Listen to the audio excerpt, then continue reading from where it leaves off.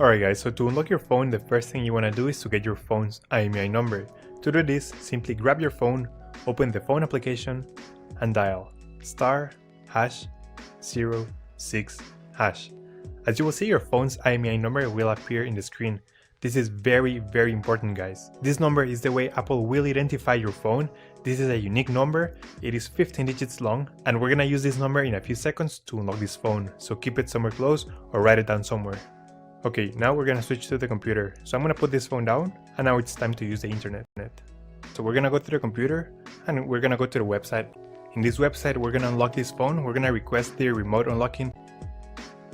We're gonna select the model. And then the most important part is to enter your phone's IMEI number. That's the number we got a few moments ago. So write it down here and make sure it is 100% correct. If you write it down incorrectly, they won't be able to unlock your phone, so just make sure you write it down correctly.